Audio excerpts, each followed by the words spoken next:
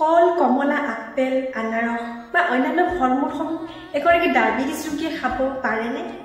বেছি চুগাৰ থকা ব্যক্তিয়ে কি খাব লাগে, কি খাব নালাগে সেয়া জানিবলৈ আপোনালোকে মাত্ৰ দুটা কথা মন দিব লাগিব। 1 নম্বৰ গ্লাইচেমিক ইনডেক্স আৰু 2 নম্বৰ হৈছে গ্লাইচেমিক লোড।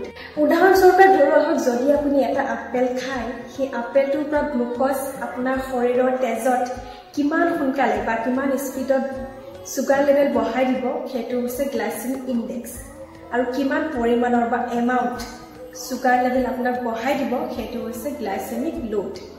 গ্লাইচেমিক ইনডেক্স আৰু গ্লাইচেমিক লোড যিমানে কম হ'ব সিমানে চুগাৰ পেচেণ্টৰ কাৰণে ভাল।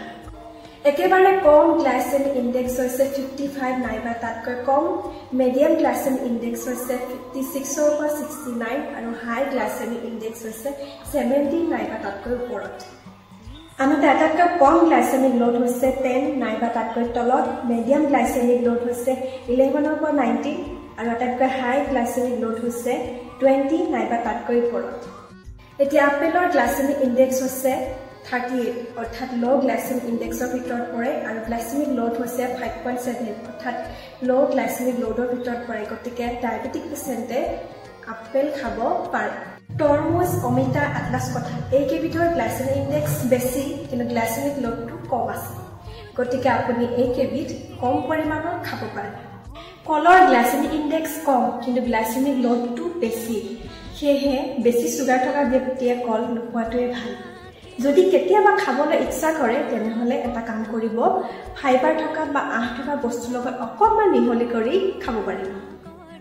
কঁঠালৰ গ্লাইচেমিক ইনডেক্স আৰু গ্লাইচেমিক লোড দুয়োটাই বহুত বেছি হৈ থাকে, সেয়েহে আপোনালোকে অৰ্থাৎ চুগাৰ থকা পেচেণ্টসকলে নোখোৱাটোৱে ভাল। ঠিক তেনেদৰে আনাৰসৰো গ্লাইচেমিক ইনডেক্স আৰু গ্লাইচেমিক লোড বেছি, গতিকে খাব নালাগে। খিচমিচটো খাব নালাগে কাৰণ গ্লাইচেমিক ইনডেক্স আৰু গ্লাইচেমিক লোড ইয়াৰো অধিক হয়। মাংসৰ গ্লাইচেমিক ইনডেক্সটো কম হয় কিন্তু গ্লাইচেমিক লোডটো অধিক আছে, সেয়েহে পৰাপক্ষ নাখাব। যদি খাবলৈ ইচ্ছা কৰে কেতিয়াবা তেনেহ'লে বইল কৰি তাৰ পানীটো পেলাই কম পৰিমাণে খাব। জামু, আপেল, ব্লুবেৰী, নাৰিকল, নাৰিকলৰ পানী, আঙুৰ, ৰবাব টেঙা, কিৱি, আম, কমলা, আহোম বগৰী বা নৰা বগৰী, ডালিম, ষ্ট্ৰবেৰী, নাচপতি, প্লাম, মধুৰিআম ইত্যাদি ফলসমূহৰ গ্লাইচেমিক ইনডেক্স আৰু গ্লাইচেমিক লোড অতি কম হয়, গতিকে চুগাৰ থকা পেচেণ্টেও এই ফলসমূহ খাব পাৰে। জুচ বনাই খাব নোৱাৰে কাৰণ জুচ বনাই খালে আঁহটো কমি যায়।